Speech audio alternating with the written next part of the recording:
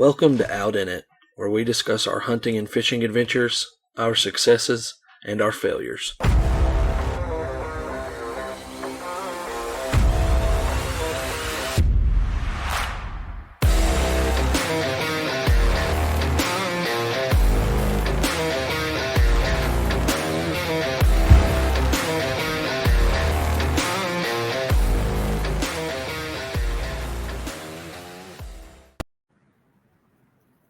All right.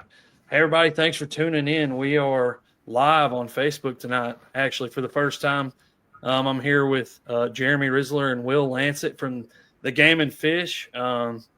They are both involved in the new Legacy Lunker Program that I'm sure most everybody has seen at this point on social media.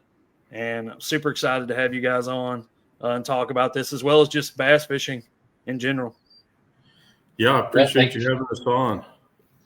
Yeah, we're excited to talk about this. We've been spending the last few weeks trying to get this out as far and wide as we can. We've been begging people to put it on their website or post it. So we're just trying to get the word out. So we're excited to be here tonight.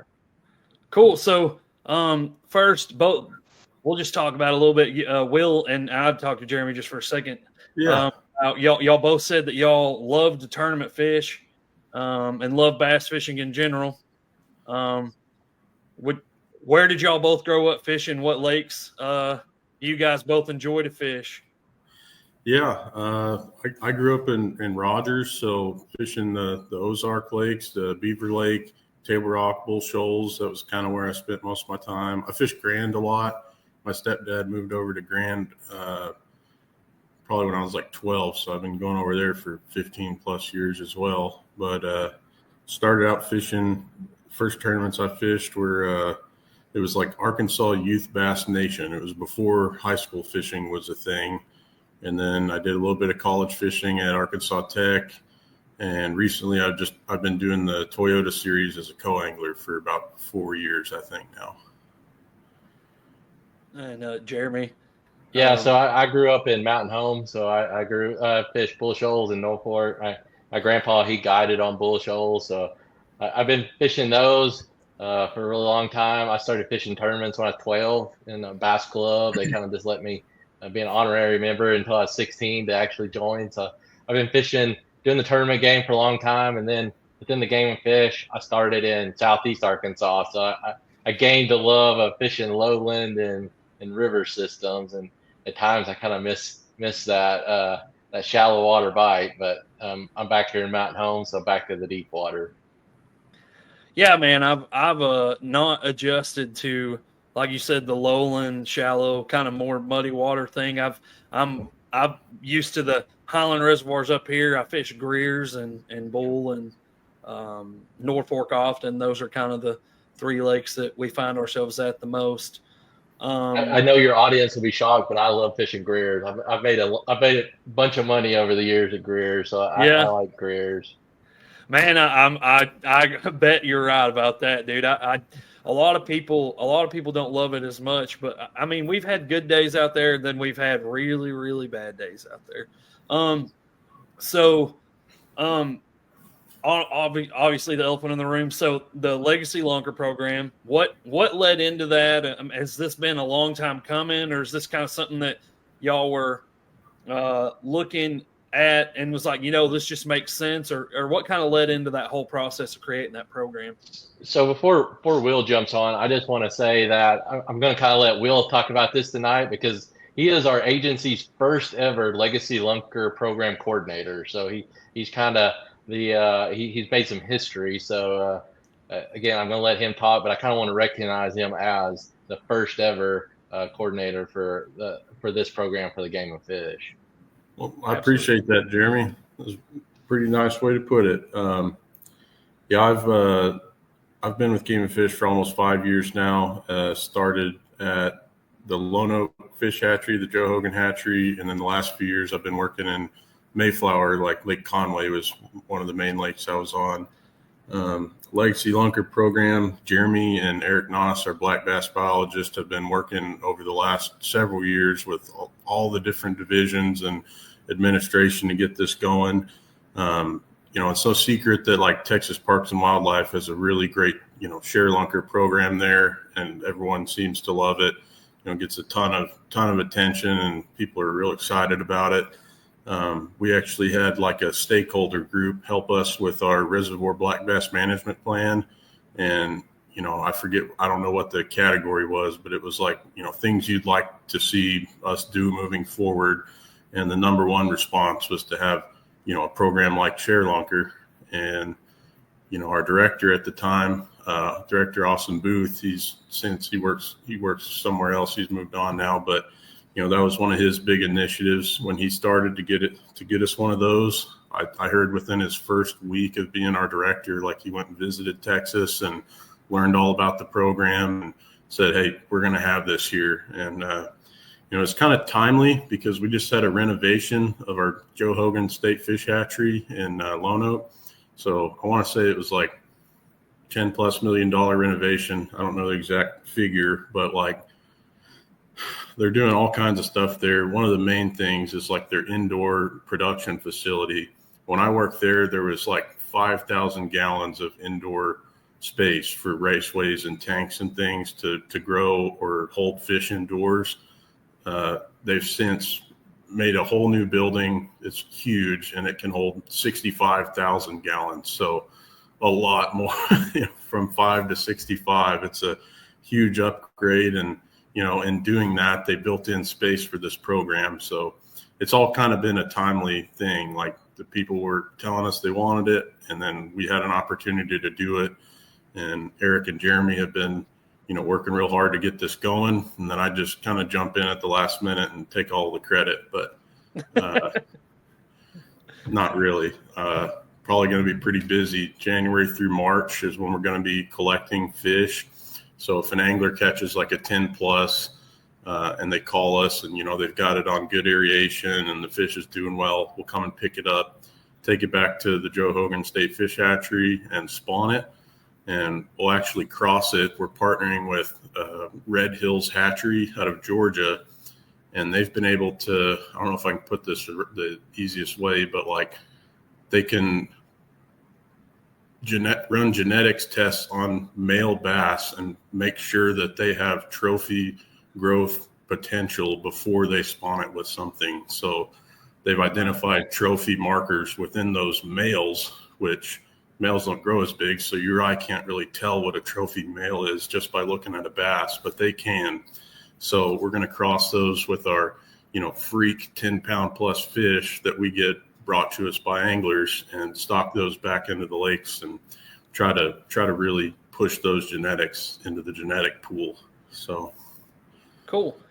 So when you do something like this, and I'm sure that y'all have had lots of conversations with Texas and everything they've done there, how long will it take before we see the effects probably of things like this? And do y'all have ideal lakes where you're thinking about putting the fry, or are y'all kind of trying to do a percentage to different lakes, or have y'all thought about any of that?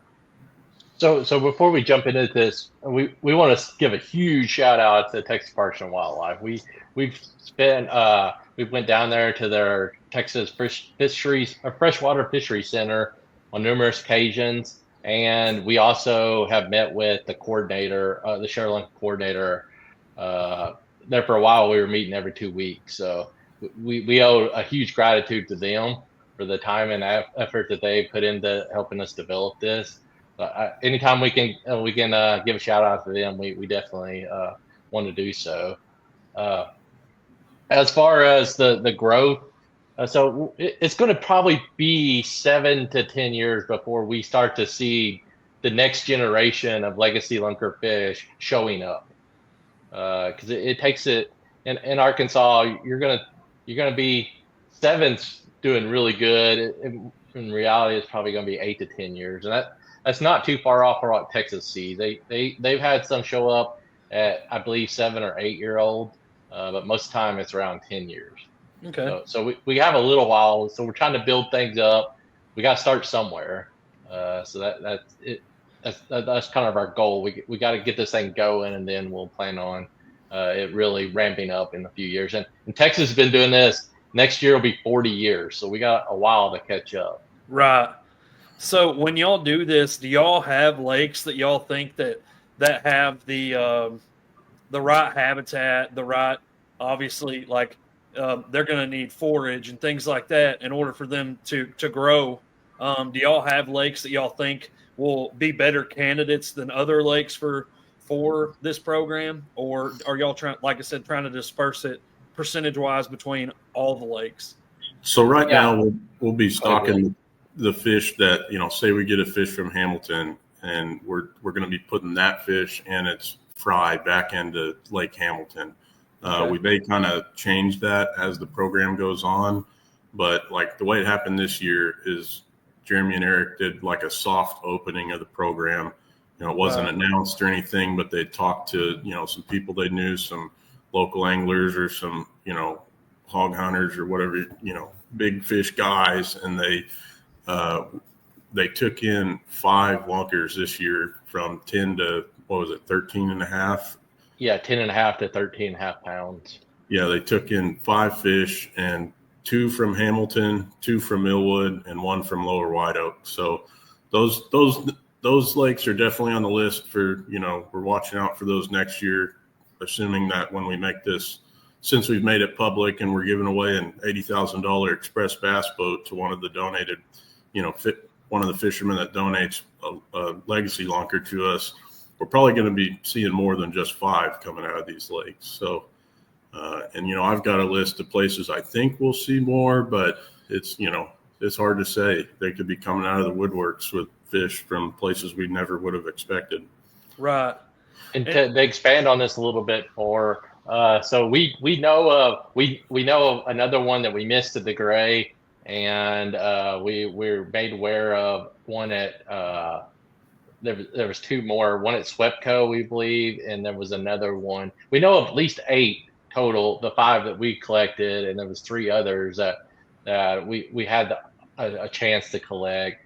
But back to your question about where these fish are going to go. Yeah, Will's correct. The early on, they're all going to go back to the water bodies they came from. But we have identified within our reservoir black bass management plan a series of lakes. I think there's 8 of them less than 1,000, and 7 of them greater than 1,000 that we're going to be managing for trophy bass. So that means we're going to have special management regulations. We're going to have management activities on those that encourage the production of trophy bass. So eventually, yes, they will. Some of those fry or some of those fingerlings that will be produced, a small percentage will go to these other lakes, but we don't plan on doing that anytime in the near future. And so we want those fish, the offspring that came from, let's say, a Hamilton fish. We want those to go back into Hamilton and help those. But yeah, we have identified lakes that we're going to do some unique stuff with, whether that's stocking these Titan Max that we talked about, maybe using a variety of different forage that we typically don't stock, to cool regulations that encourage fast growth, to Will was thinking about getting to this at some point, but having a lake that's limited entry with only female bass in them. So you may only have, there may be only 1 to 2 boats on that lake, and it would be closed from some period out the year when during the warmer weather, it will be closed. So it's going to be a limited entry, seasonal type fishery that only going to have female bass. So basically only giants in it. And I'm sure that's to give everybody in the state an opportunity to catch a monster. We're awesome.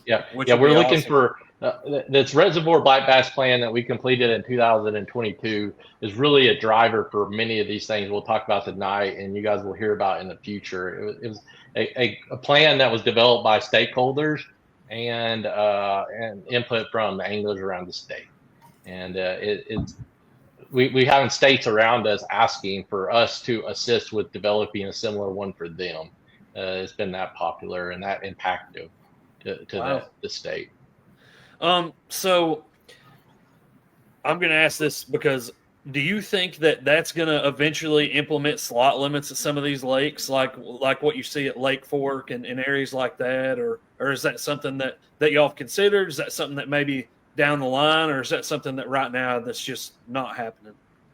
So anytime when we consider a regulation change, no matter if it's a 100-acre lake or it is Lake Washita, we consider the gamut of regulations, whether that's a 12-inch, 13, 15, well, it's a 13, 17 slot, an 18, 24 slot.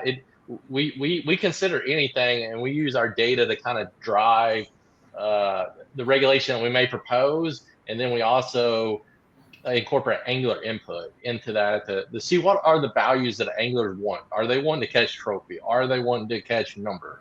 Like, so different regulations help us to achieve those goals. So a slot limit is up for potential at any time. It doesn't have to be just because of the trophy lake. And we've had slot limits throughout the state. And historically for us, they have not worked, because the idea of the slot limit is you need harvest below the slot. So if you have a 13 to 16, like used to be on Washita and DeGray, nowadays what it becomes is basically a 16-inch minimum length limit, because nobody's willing to harvest anything below 13. Right. And that's what we ran into at Monticello when I was there. When I started at Monticello, it was kind of on its downturn. And when I got there, it was a 16 to 24, and then it got changed to an 18 to 24, or no, 18 to 22. And we found that anglers weren't harvesting in the fish below the slot. And then the males were growing into the slot and never growing out. So they were growing really fast into that slot, and then they were protected the rest of their life. So there's numerous factors that come into play with the slot limit, but like I said, it's not off the table. Something we will consider if the water body and the anglers, if the anglers are asking for a higher quality of fish, and we believe that the slot limit from our data is going to work, and yeah, we'll definitely consider that. And when y'all are managing and this is kind of off topic from what we've been talking about, when y'all are managing like Corps of Engineer lakes, does that become a little more difficult for y'all to set standards, or do they let you guys kind of have free range on what y'all think is best for the fish habitat, or how does that work? Yeah, so sorry, Will. You're good. At all. He's been district supervisor for 20 plus years. He can talk a lot. Yeah. So before in my past life, I was the district supervisor over Bull Shoals and Norfolk and Greer's. So that's 3 of the 5 largest, or 3 of the 6 largest reservoirs in the state.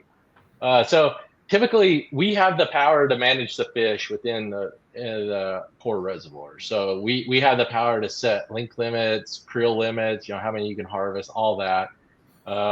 We typically have agreements with the Corps on habitat. We can't just go put it out. So like Bull Shoals and Norfolk and Greer's, we get permission from the Corps to go out and put brush piles. In Beaver Lake, we have permission to use cedar trees, whereas like Bull Shoals, we can use whatever. So it kind of varies from lake to lake on what we can and can't do for habitat. The big misconception for your audience is we have zero control or say over water level. So we can't call the Corps and go, hey, Bull Shoals is to the top, let's get this water out now. Or, hey, you guys are dropping it during the spawn, please stop. We don't have any say over water level control at all. Right. But we do have say over the fish. So, and obviously, those are lakes I fish, all Corps of Engineer lakes. Yeah. Reason I'm asking. Man, and I'm not trying to ruffle any feathers when I ask this, because I know it's probably going to with some people, but do you think that, or let me rephrase, how much of an effect do you think these recreational lakes like wake boats and things like that, how hard is that when for the bass population or for their habitat? Yeah, I'll be the first to admit that I'm not a huge fan of wake boats. Yeah, and even our stakeholders during our stakeholder committee, development for the reservoir bite bass plan and during our public meetings, that did come up several times. So there is something in our plan that talks about informing recreational users about their wake and how they're responsible for their wake, and how bass anglers we should get along with the wake boat owners where we can. But there's yet to be any studies of these large, deep reservoirs that have showed to have an impact. Now, we know that it may not have an impact on the bass per se, but we all can see the impacts of the wake boat on shoreline erosion.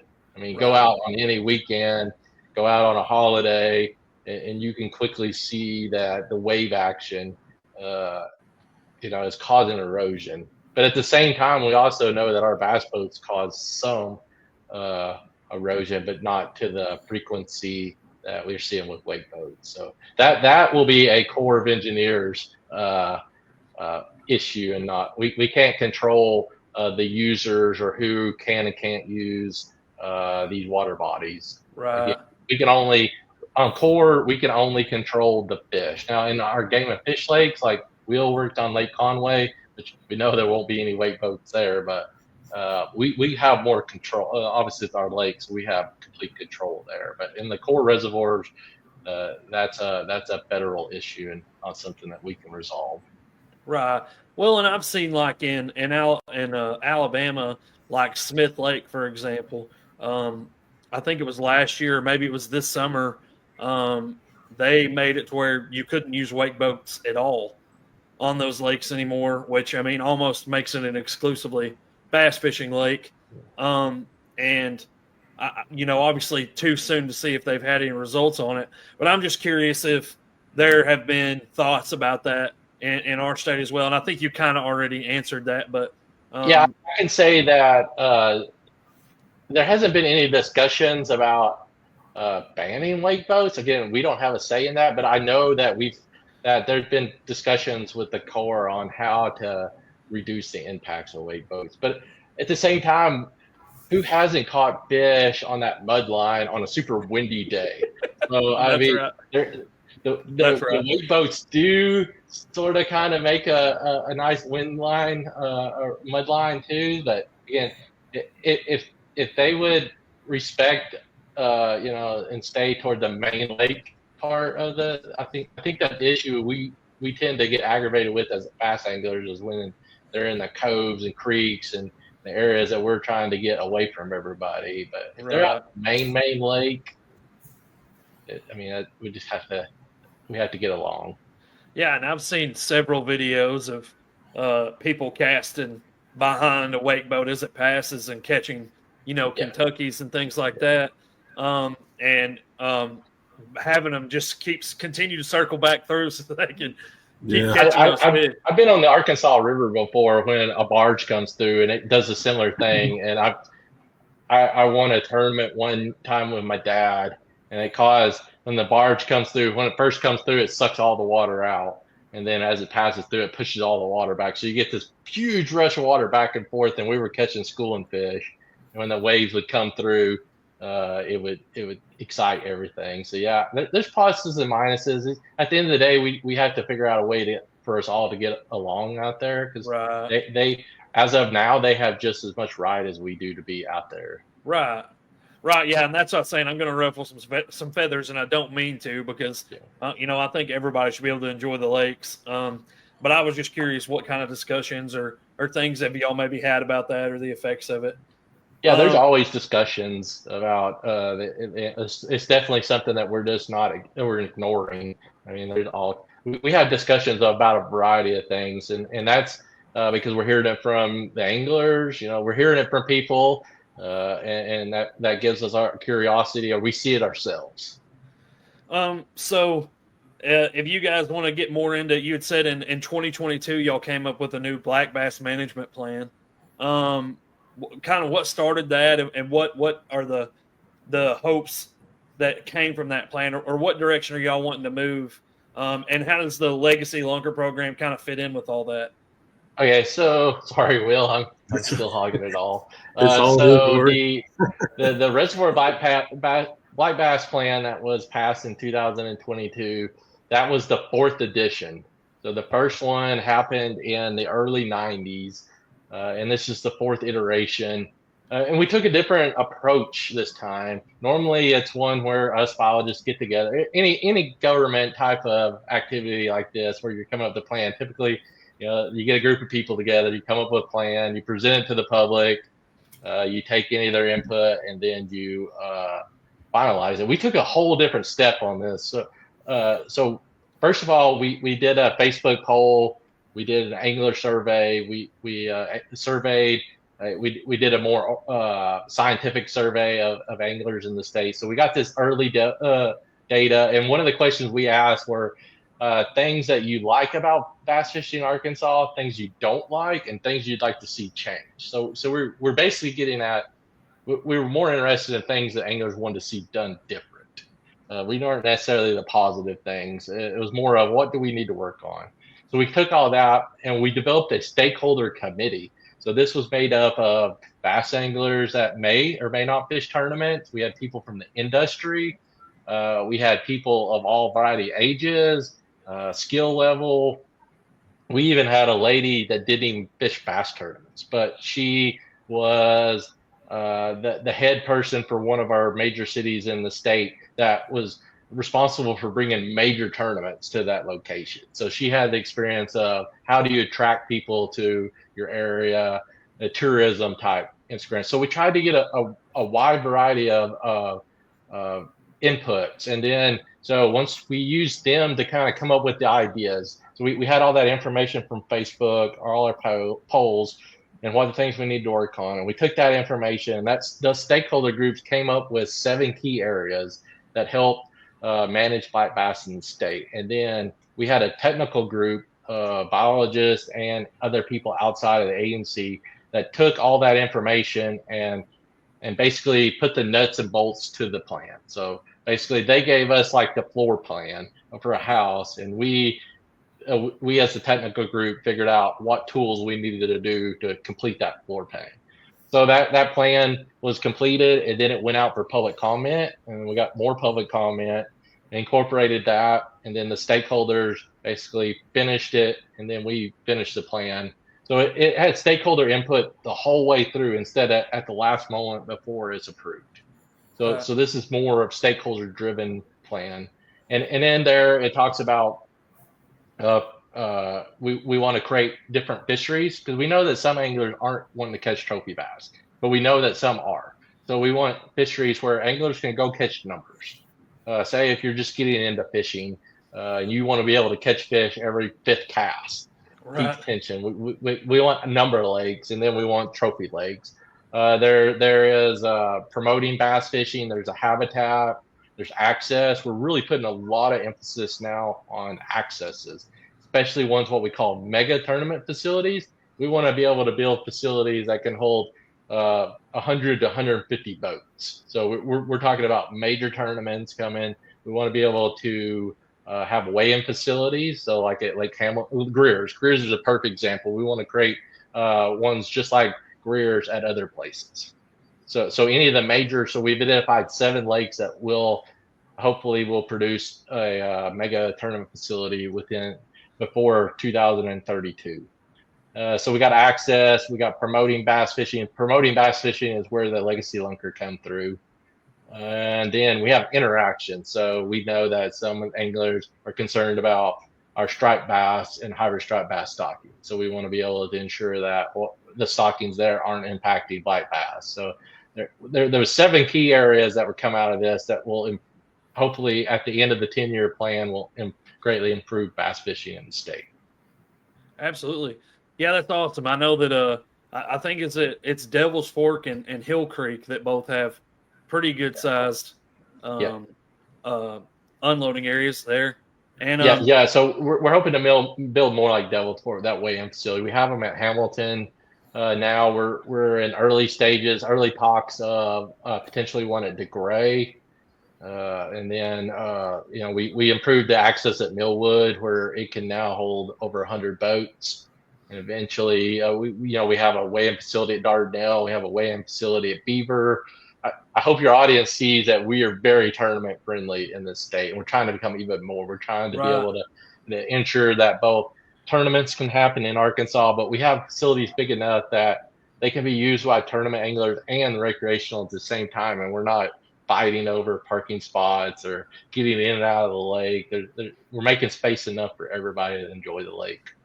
Right. And I saw that Major League Fishing has a tournament at Beaver, correct? Yep. Next spring. So is that kind of the goal, to be able to bring more organizations like that into the state and hopefully have, because obviously for tourism purposes, bringing in all those guys, because you don't just get the fishermen, you get all the people that follow them around and come into town, want to be around the events, and especially people in the state of Arkansas. I mean, I'm going to Beaver next year when that tournament. I'm going to be up there, you know. So yeah, so the ultimate goal is we don't have any say in any of it. The Game and Fish don't. When you see a nationwide tournament coming to a Beaver Lake or Bull Shoals or Norfolk Dardanelle, typically there's a city or a group that is funding that. But we encourage any large tournaments to come that shines a positive light on the state and encourages others to come visit Arkansas. And again, we love it. We're very tournament friendly, and we just hope we enjoy the opportunity for the anglers around the United States to see some of the unique histories we have. Now not every one of ours are Lake Fork or Gunnersville, but we have some very unique histories, some that are great and some that are challenging, and that's why I believe that we have so many professional anglers that come from out of Arkansas, because we have that variety of water bodies, and we have some that are tough and some that are good, and just makes a well-rounded tournament angler. right. Will, man, so what kind of led into the, like, for you, what was the process of you becoming the coordinator of the program, and whenever you found out, like, yeah, what kind of what were the first steps you were taking and getting the wheels, the ball rolling, you know? Yeah, so I've always been interested in the black bass program, but like there's only two positions. There's Jeremy's, coordinator role, and then there's the black bass biologist role. I've been working at a Mayflower office as a habitat biologist in District 10, so like doing a lot of habitat work, doing electrofishing samples. I used to manage the Lake Conway Dam. I managed vegetation, all kinds of things there, and I really loved that job. But I was always like, a bass fisherman at heart, and like trying to inch my way toward here, but there weren't very many opportunities. My wife and I are actually expecting a baby in October, our first, and we were moving to Benton. We decided, hey, we're going to leave. We just moved from Jacksonville to Benton.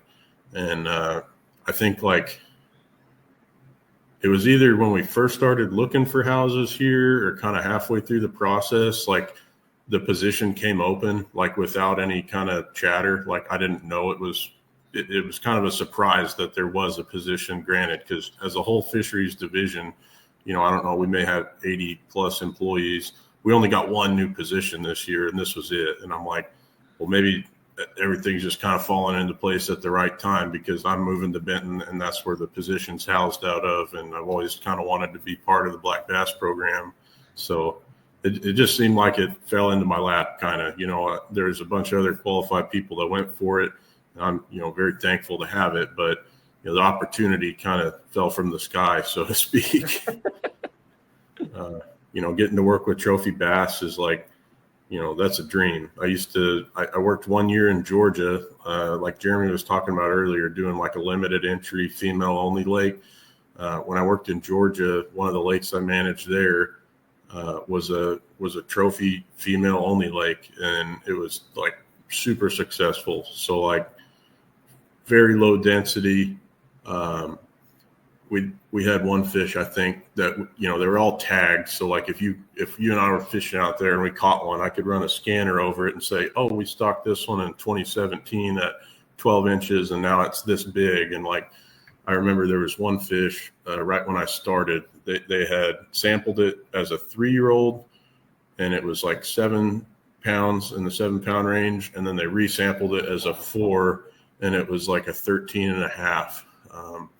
Those fish were growing like gangbusters. And like when we would go out and sample, like over half of the fish in the sample would be over 5 pounds. So like I had a really cool opportunity to work with trophy fish there. And like, this isn't exactly the same thing. It's not just like one, small lake that I'm managing, but like being able to be a part of the, trophy bass fishing and creating a legacy in Arkansas for trophy bass is a heck of an opportunity. So, I'm just real excited to get my hands on some of these and, figure out what lakes they're coming out of. So, and that'll be public to everybody, Absolutely.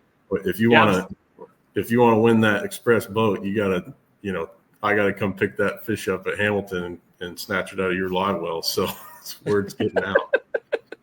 Right. So, whenever y'all do have the all-female lake like you're talking about, will that be a lake like when people catch will people be able to use bass out of that lake to turn in on the Lunker program or no? We hadn't really considered it yet. I mean, because it's just like in the early stages of development. I don't even think it's been stocked yet. Right. And I haven't been in many of the conversations on like if everything's finalized that's what they're doing. I know they were working towards it. Right. I'm sure it's something we consider in the future. Like it wouldn't hurt because we, put the fish back. So I don't see why we wouldn't, but it's just, a few years out on that for sure. Seeing that happen, but yeah. So in a lake like that, Jeremy had mentioned it's going to be limited entry. So does that mean like it's kind of going to be like drawing tags, basically? Exactly. So I think I don't remember how many. It may have been like 3 a week or something like that. But you would I think they would do like a weekly drawing, and it might be like $5 or something like that. And that's really just to ensure that if you're putting in for it, you're actually going to go. Like we don't want to have all these people put in for it from across the state and get it and then like it's kind of far, I know I got it, it was free, and then like take opportunity from other people. Right. It's not like a big money making scheme of $5 at a time, but like we want people to be serious if they're putting in for a tag for it for sure. Right. And I was about to ask that question because I obviously don't know where the lake is, and we don't have to. Y'all probably do, but we're not going to talk about that. But so for me, like say it's 3.5 hours away, and I've got a pretty busy week. So how do you ensure that? Can you draw the tags like a month out, or is it just going to be the week of you're going to find out, or have y'all thought about that? I don't know. I haven't personally been in any of those conversations, but I imagine it's going to be pretty close to like what the Dove permits and stuff like that. When you draw a field and you get your day that you're supposed to go. If you're a hunter or anything like that, it's probably just going to run through the same exact system and be pretty similar to that. Right. Okay, cool. As far as I know. So here's another question, and this is back into habitat. I heard, and I don't know if this was a rumor, was confirmed, but I heard that there was going to be possibly reintroduction or even introduction of grass into Greer's Ferry in areas. Is that something that's Can you talk about that? Yeah, so that's a project that we've been working on over a few of our lakes throughout the past few years, and it's coontail is what we're putting in. There's some other plants. If you hadn't asked me, I'd have told you the names of them right now. But I think it was Eladia. Eladia was one. Was it coontail and American pondweed, American pondweed grass. But coontail is kind of the focus, the one that we're hoping that takes off. So the projects I've been involved on we did it on Beaver Lake and Greer's last summer, and we did coontail. So we build these floating enclosures, fill them with the coontail, and it's supposed to kind of fragment out and then take hold kind of near the floating enclosure. And we've got several of those on both of those lakes. There was a pretty cool video the other day on Beaver of one of the cages. They took like some underwater video, and it was like bluegill, crappie, striper, bass, like all in the same spot, like really loving that stuff because there's no veg on Beaver. Like There is a little bit. I'm not going to tell you where it is, but other than our pages, there's not much. But right. yeah. But So this all came from DeGray. Yeah. So your audience may remember that from 2011 to 2019, the vegetation in DeGray basically crashed, and it just went away. So the biologist there was trying to figure out a way to get it to come back, and we worked with the U.S. Corps of Engineers that actually have a group in Louisville called Engineer Research, and forget what the C is, but anyway, they have a vegetation group that's responsible for restoring native vegetation. So we worked with them, and they came up with this design called the tetrahedron, and it was going to be too hard to build. So our biologist basically said, let's build this cube. And it's basically a floating cube. You can see them on Greer's. They started in Greer's in 2020, and we started above the Narrows, and now it's we've kind of went down below the Narrows. But the cool thing is coontail doesn't have to be rooted. It can float around, and it doesn't have to be rooted into the substrate. So it makes perfect vegetation for this cube, because the wind and wave action is what disperses the coontail out. So we're using these cubes to basically hold the vegetation until they can break up and get dispersed. And because in the past we tried to do things in the 1990s, and I guess it's early 2000s, they tried to establish vegetation on bull shoals. We spent from 2001 all the way to 2010 trying to get vegetation to grow on bull shoals, and what we found was the turtles were able to get into our enclosures and eat everything. The turtles was wreaking havoc on us. So this cube allows for us to hold the vegetation without the turtles getting in. Okay. So yes. So we're hoping that both beaver and Greer's eventually will have coontail in them. Right, and it's crazy too, because especially with Greer's, like above the Narrows and below the Narrows are like two totally different lakes. They fish, they're not the same. And you go below the Narrows, and there's a lot more smallmouth and a lot more Kentucky down there, deeper, more clear water. And obviously above the Narrows, it's not as deep. There's a lot more standing timber, and things like that. Is crazy, but it's kind of nice too, because just to give you a little something else, just a little something different to fish, like and you know. Yeah. So we started. Well, I say we. So the biologists that were over Greer's at the time started I remember now, in Higdon Bay. And the problem in Higdon was all the boats and the skiers and everything would get it pretty turbid, and you need the water to be fairly clear so we get the sunlight down to the bottom. Right. So we tried to move it around in that upper end, because we really wanted to focus on the upper end, because that's the more fertile end. So it has more nutrients. So if the plants could get started, they're gonna grow much better there. Right. But we were running into issues with light. You need light. So that's why we're focusing on that lower end, and trying to get like Salt Creek, and then all the way down into the Narrows, Eden Isle, down to all the way down through there. But that kind of has that perfect mix of sunlight, clear water, and somewhat got some nutrients.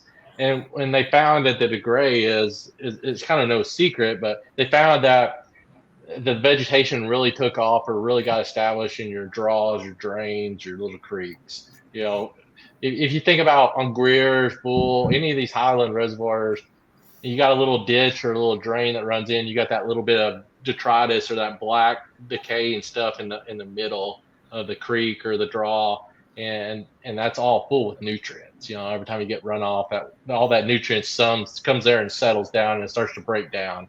So it makes it's no surprise that would be where the vegetation would start. So we're trying to focus on areas where we think that this vegetation will have a good start.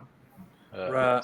So we plan on doing this for a while longer. And like I said, you'll see these cubes scattered out. It has a red pole with a game and fish sticker on the top of it, and it's about a 3 foot by 3 foot square PVC floating cube that you'll see out in the lake.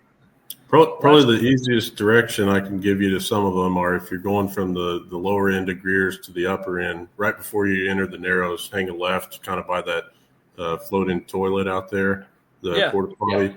That's Salt Creek. Salt Creek, yeah. So I've only fished there probably like 4 or 5 times, so I'm not. Yeah, some of the names of the creeks I don't really fully remember But yet. there's some there, and there's some in Eden Isles, and at Heber, at the marina.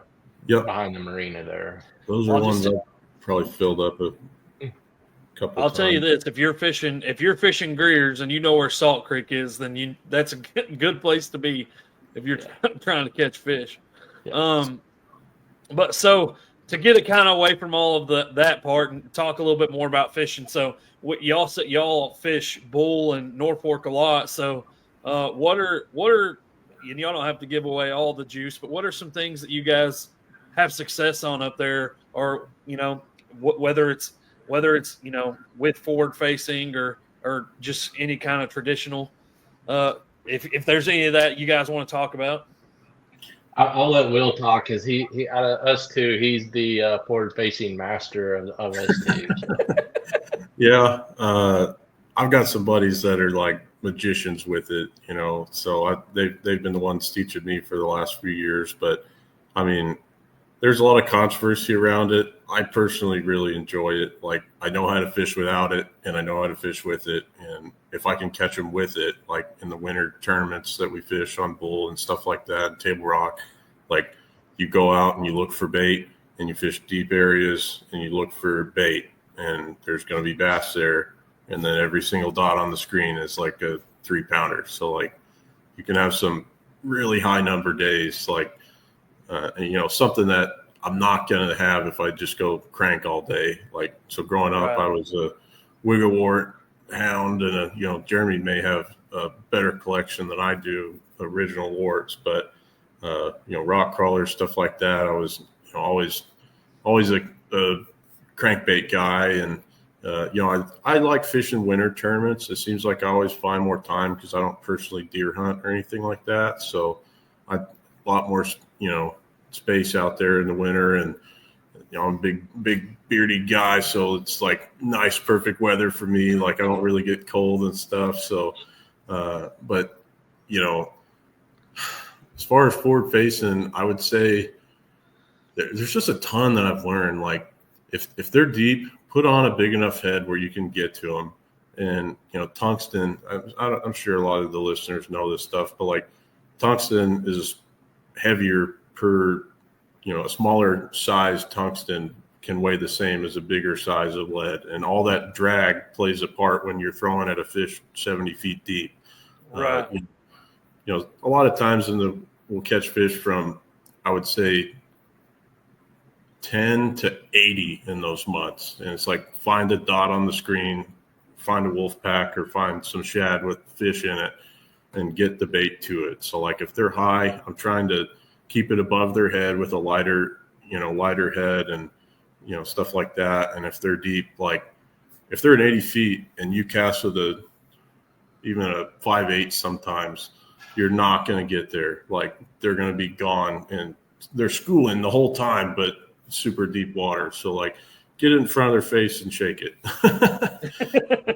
Don't let it get below them, and use whatever minnow you feel confident in. Like, there's so many of those coming out that are just awesome. So see, and I'm the opposite. It's not because I dislike forward facing. I just don't have the confidence in it yet. Yeah. So I'm the guy that brings in the 12, 13 pounds and finishes in the bottom third of the field, because I just don't have that confidence. So I'm more of the crankbait guy. Like Will said, I probably got 200 plus old school wiggle warts, and I like throwing a jerk bait, but my true love's topwater. Like, you get me in between May and into April and mid-June, you're going to see me topwater, whether it's sunny, cloudy, windy, wake boats around it. I'm going to be throwing topwater all day long. But I mean, there's nothing better than a good topwater bite. I don't care who you are. That's probably the most fun there is in fishing. I would agree, except for when the money's on the line. then it could be the most heartbreaking lure of all time. That's right. So, man, so we've been playing around with live stream a lot, or live scope a lot, live stream, live scope a lot, and dude, we've started to learn a little bit, man. But like I think the biggest thing that we're struggling with is like not you don't necessarily always have to throw a minnow. You know what I mean? Yeah. I think that's the biggest thing that I'm struggling with. Like you're seeing a lot of people, and I had a guy on 2 episodes ago who was talking about glide baits, and he's like, "Man, I promise you, you can go throw a minnow in some areas, and you will not get a bite." And he said they won't even look at it. And he said you can go back to that same spot and throw an 11-inch glide bait, and those bass they'll swarm it. And it's it's just insane all the things that people have figured out that you probably didn't know before, and like a term that you had never heard before until the last several years was you got to play cat and mouse with them, and you had never heard that before. Yeah, until the last few years. It's so funny. Like if me and my buddy are standing up on the front of the deck, and one of us will have the opportunity to cast at it, like based on who's reeling in and whatnot. There he is, throw out there, and it's like whatever you do, whether you decide to keep it up above their head, just drop it right on them, kind of whiz it past them, or whatever you're going to do. If it doesn't work, the other guy's like, dude, why'd you do that? You messed that one up. You should have done this. And like one of the things I do that drives my buddies crazy is like sometimes I will try to play, I don't know if cat and mouse, I play keep away sometimes. Like I don't want to let them even get it and make them go. And like when it works, it like looks super cool. Like you pull it away from them and they're like, I'm having that. And they grab it. Like, if it doesn't work, it looks like I just threw on top of one and reeled it away. So, I mean, you got to experiment and have fun with it. Like it's so cool to be able to see how bass react to a bait. And like, we just had no idea for all these years that there's fish out there and, suspended in the middle of nowhere all the time. And that, they're going to react like that to certain stuff. And, some of the Toyotas I fish as a co, like when you're talking about certain baits and stuff, like I've seen some guys throw some weird stuff at them like that I would never even consider, and it work. And I'm just like scratching my head like, dang, man. I don't know if he wants me to talk about this or not, but I'll share it anyway. Like I fished with Trey McKinney on Truman, and that's cool. He was fishing like, standing timber and stuff. And it was really nice to fish behind him because he was only throwing if he saw a fish on one. So like if I fish behind like an old school guy, they're going to flip every single tree, and then I got to flip every single tree behind him and do better. But he's like flipping every 10th tree, and then like, oh, there was a fish on that one. He didn't catch one. I can maybe wait till we pass it and make one cast at it. But he would just throw like a regular jig on some fish, like it's suspended. Like, oh, that one's not on a tree. He's just in 15 foot over 30. It looks like a bass, and just throw a round head jig on it and stop it on its head, and they would dump it. I've seen people do that with literally a brush hog on a Texas rig on suspended fish and catch them. And I'm like, I would never do that, but that's pretty cool that it worked. Right. Some things you definitely wouldn't think about. So before we leave there, we know that there's the controversy that surrounds sport fishing, but it is kind of refreshing from our end that anglers are getting to see what we've been saying forever. The lakes are full of fish. Like as an angler now with sport fishing sonar, you get to see all these fish. Where in the past, we'd go down a bank and we wouldn't get bit. And like, well, they must not be there. No, there's fish on about everywhere you go. It's just you're getting to see it now. Right. Not every fish is going to bite, but you're seeing that there's a higher percentage of areas that do have fish than what we thought back in the day. But we was seeing that with our sampling. We go out and sample fish galore, but then we would talk to the anglers, and they're not catching fish, and they would, they would be asking, well, is there an issue? And we're like, no, we're seeing a bunch of fish, and now you're getting to see that there's fish everywhere.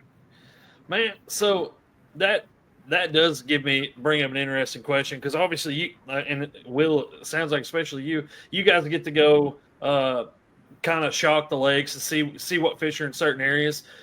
Which one of which one of the three lakes, especially my area, do you think would surprise people the most on the quality of fish that are in it? Or is Bull just as good as everybody thinks that it is?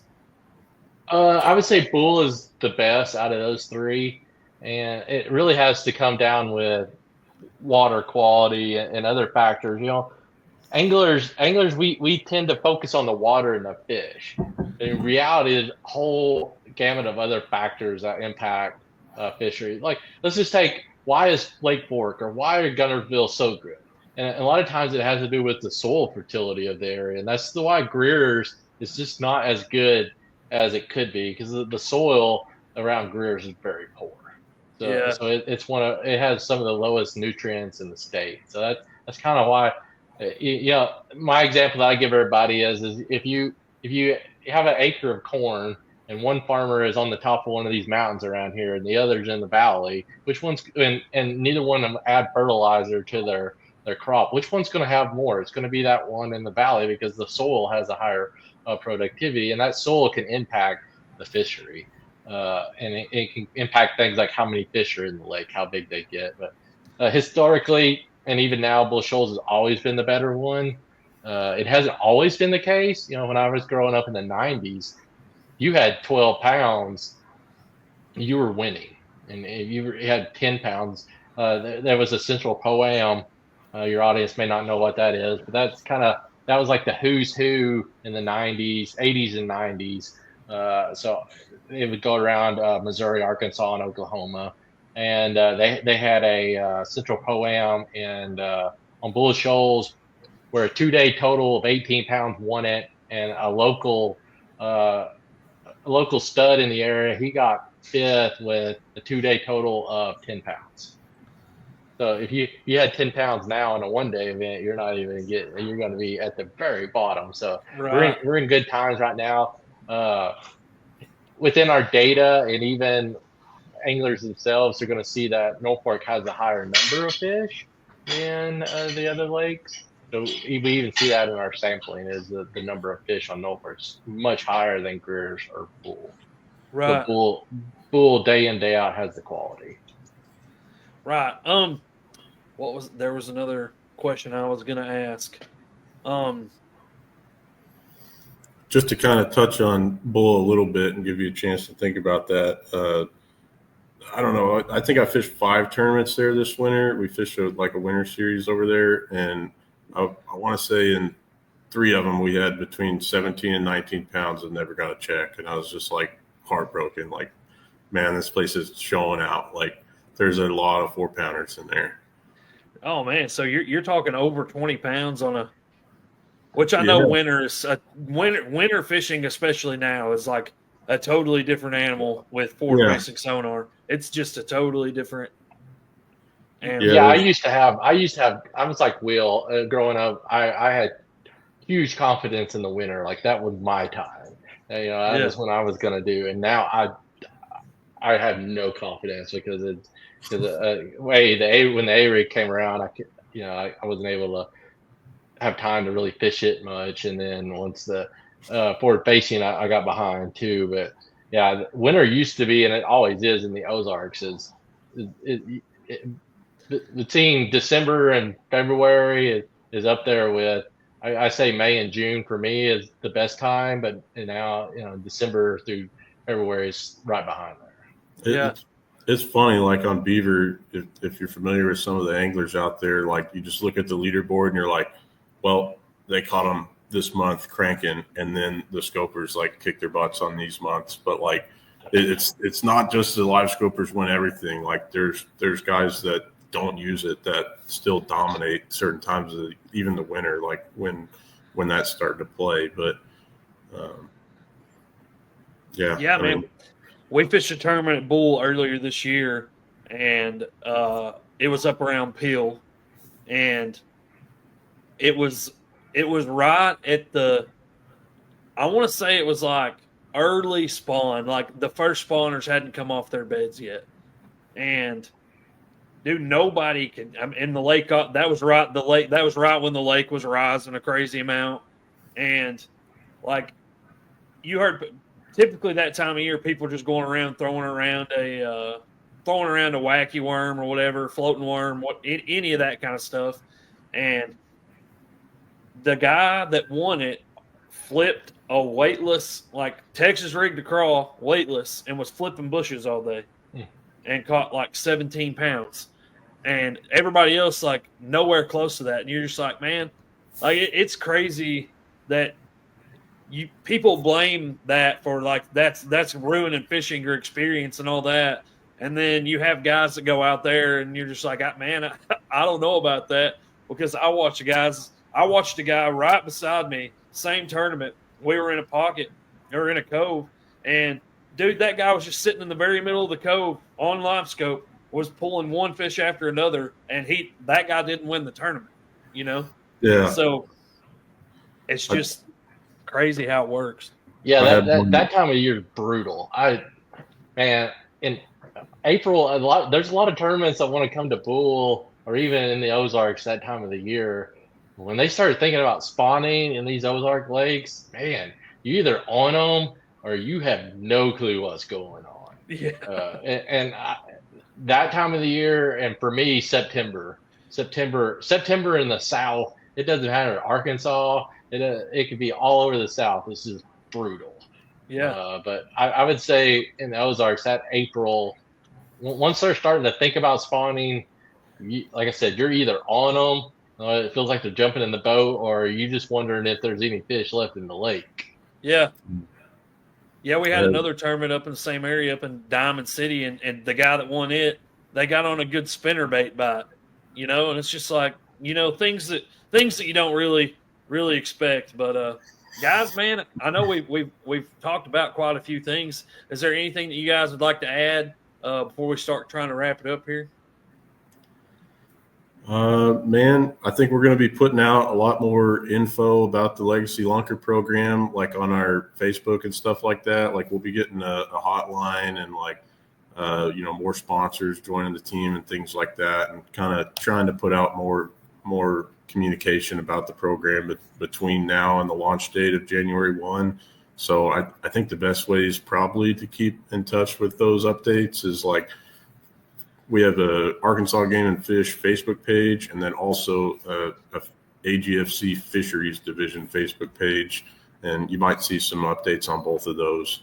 So, I mean, just stay tuned, and I think my cell phone number is going to be plastered. You know, whenever we get the hotline, it's going to be plastered all over the internet, and hopefully I don't get too many crank calls or anything, but I'm probably going to be running around like a madman next spring. I hope so, at least. I think there's going to be a lot of interest in this, and I think we're going to see some big bass next year. Man, I'm hopeful for sure. I think it's pretty cool. Whenever I first saw that it came out, I was like, man, I got to get in touch with this guy and try to get him on, because, you know, there's a lot of people that are going to want to hear about this, and I think it's definitely getting people excited about fishing in the state for sure. Yeah, I just want to leave one thing. First of all, we really appreciate you inviting us to have an opportunity to talk about it.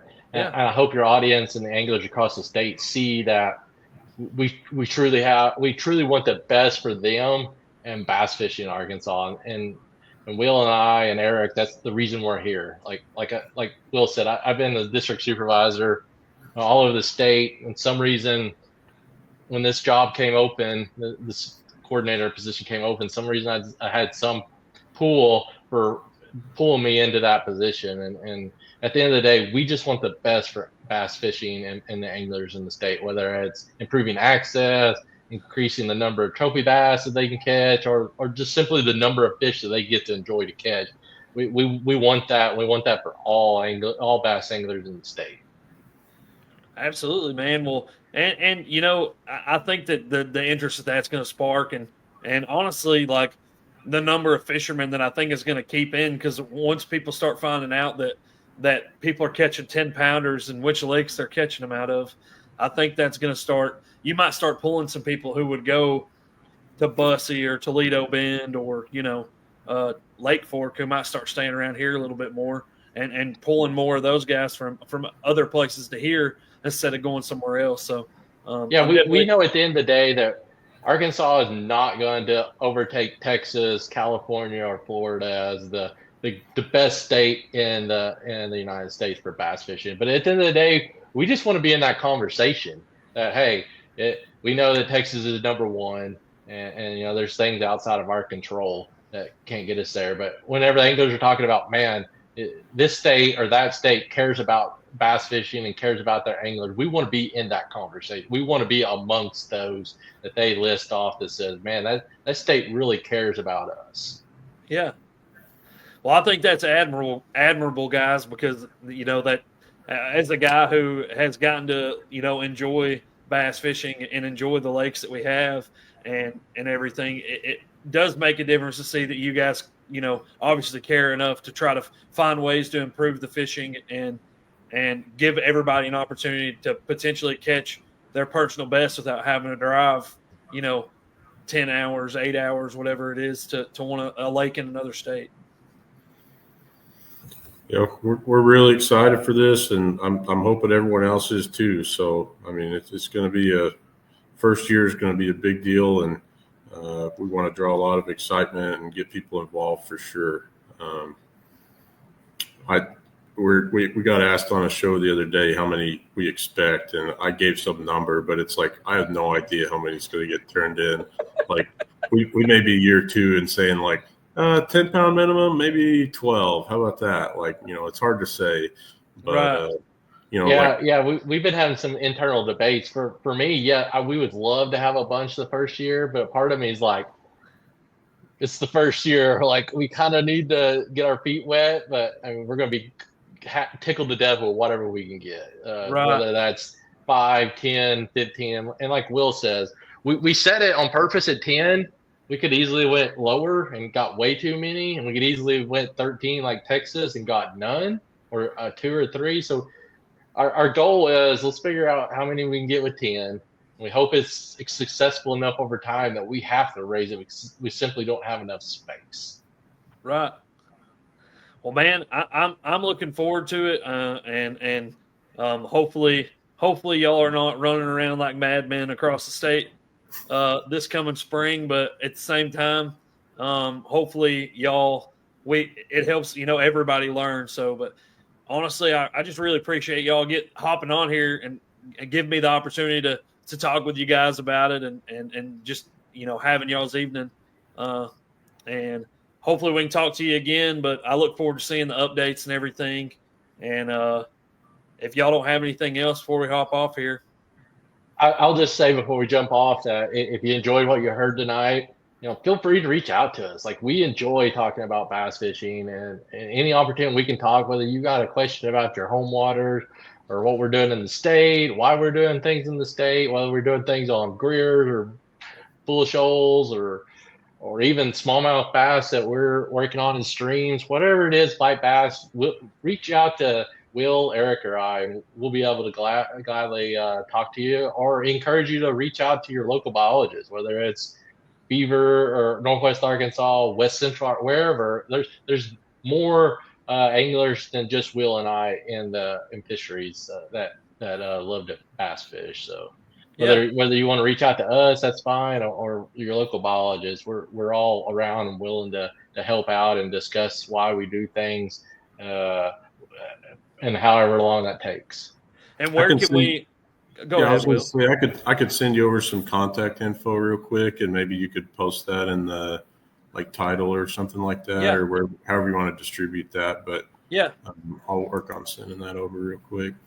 Yeah, absolutely. Because I'm sure that even for myself, I always have questions about things, and having a resource like that is awesome. So because most often, the majority of the time, we do things because there's a reason why, and a lot of times, and we'll be the first to admit that a lot of times we don't do a good job of conveying why we do things.